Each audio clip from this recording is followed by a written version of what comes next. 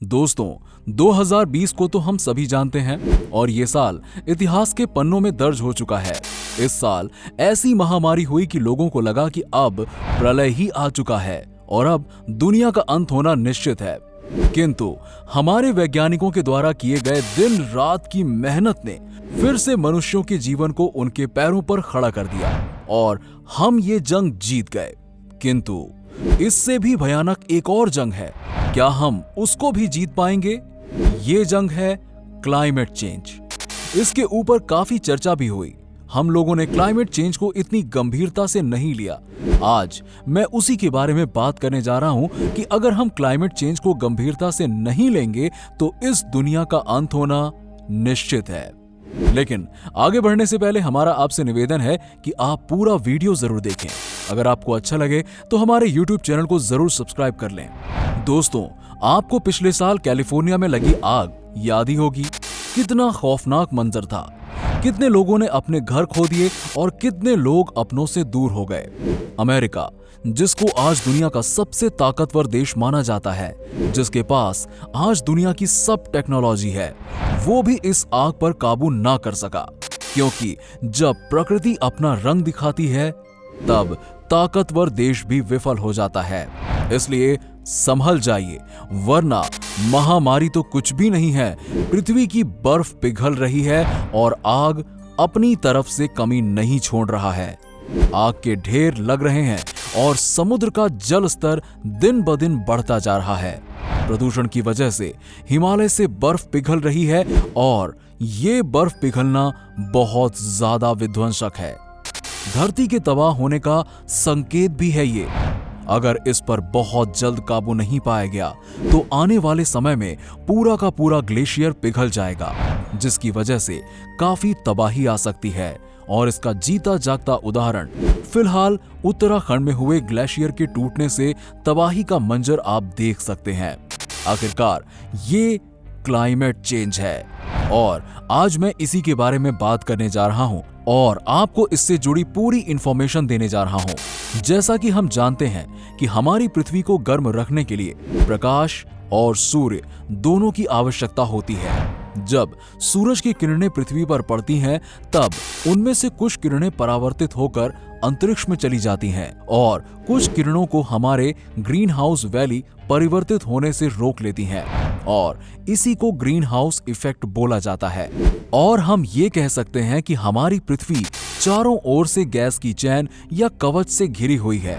इसी green house gases की वजह से पृथ्वी पर जीना संभव है, वरना बेहद ठंड के कारण हमारी पृथ्वी पर जीवन जीना काफी मुश्किल हो जाएगा। आखिरकार ये ग्रीन हाउस गैसेस कौन कौन सी होती हैं? ग्रीन हाउस गैसेस 5 तरीके की होती हैं। पहला कार्बन डाइऑक्साइड, दूसरी मीथेन, तीसरी नाइट्रस ऑक्साइड और चौथी फ्लोरिनेट गैस, पांचवी जल वाष्प। इन्हीं की सहायता से जीवन जीना संभव है। ये समस्या जब पैदा हुई जब पृथ्वी पर मनुष्य की गतिविधि बढ़ गई। कार्बन डाइऑक्साइड और मीथेन जैसी गैस की मात्रा पर्यावरण में बढ़ने लगी, जिसके चलते हमको क्लाइमेट चेंज का प्रभाव दिखा। इन 5 गैसों में सबसे ज्यादा खतरनाक कार्बन डाइऑक्साइड और मीथेन जैसी गैस है और जब से इंसानों ने कार्बन डाइऑक्साइड गैस का इस्तेमाल करना शुरू कर दिया, तब से क्लाइमेट चेंज में दिक्कतें आने लगी। इसका सिंपल उदाहरण हमारी आंखों के सामने है। हमारी खुद की राजधानी दिल्ली, जहां पर ठंड के मौसम में लोगों को परेशानी झेलनी पड़ती है और लोगों को सांस लेने में भी दिक्कत होती है।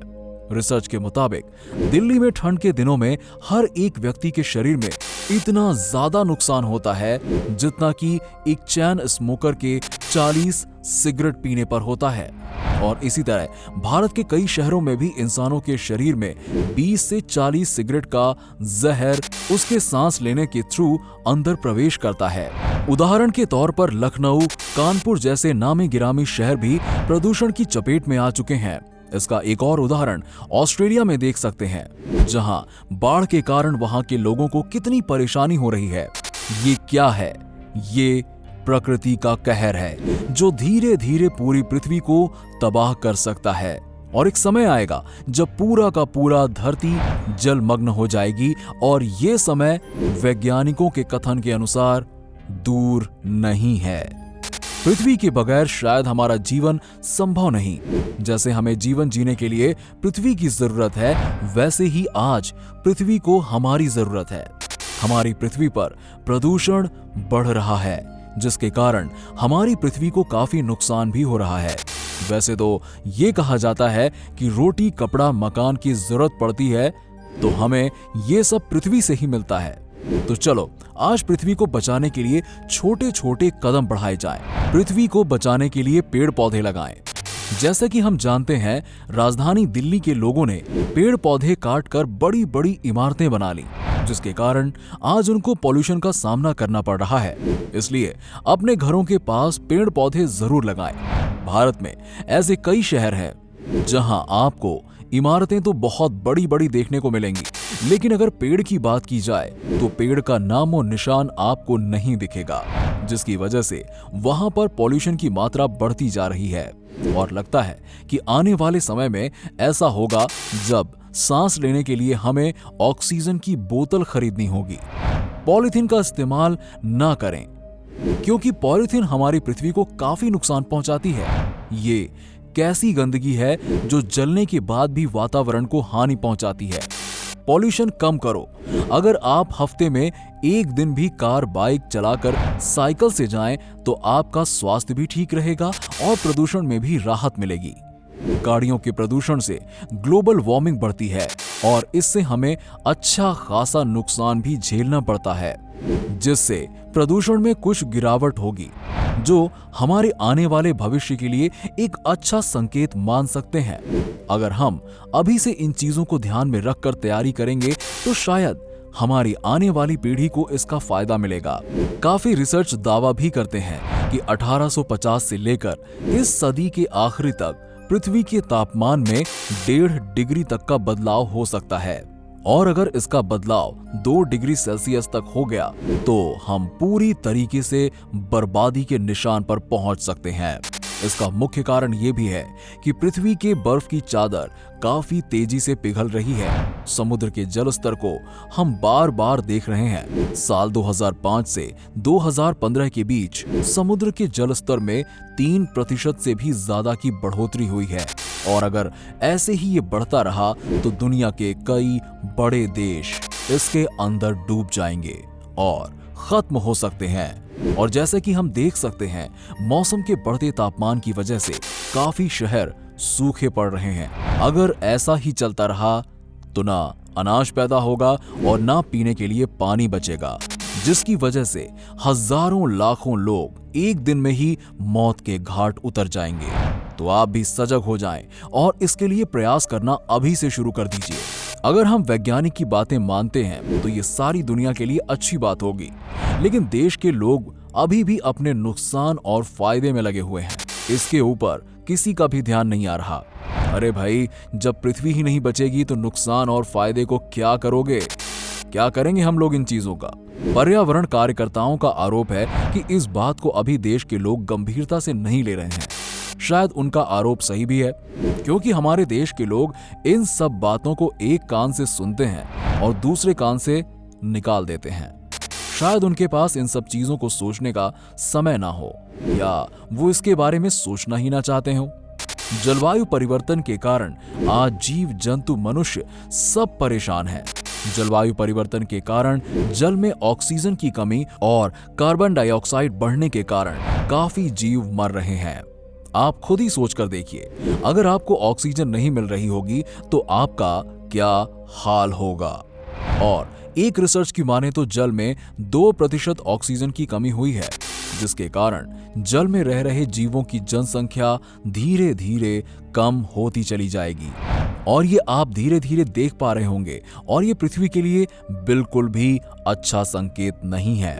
UNSCR की रिपोर्ट के अनुसार अगर हम लोग अभी क्लाइमेट चेंज पर सतर्क नहीं हुए तो ये दुनिया पूरी तरीके से तबाह हो सकती है, और कई बड़े नामी आइलैंड जैसे मालदीव पानी की तरह समुद्र में पिघल जाएंगे। और ऐसा भी हो सकता है कि इतने बड़े नामी आइलैंड का नाम दुनिया के नक्शे से ही हट जाएगा। और ऐसा मानना है कि इसका असर सिर्फ आइलैंड पर नहीं होगा, इसका समुद्र के किनारे बसे शहरों पर भी होगा असर, जैसे कोलकाता, बॉम्बे, गोवा जैसे नामी शहर हैं। और एक रिपोर्ट का ऐसा मानना है कि 2050 तक इस दुनिया से काफी लोग अपने घर से बेघर हो जाएंगे।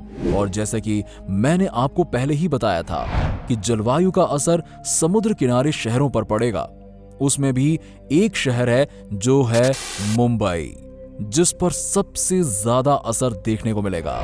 जैसा कि हम हमेशा से देखते हुए आ रहे हैं, जब मुंबई में भारी बारिश होती है तब मुंबई आधे से ज्यादा डूब जाता है।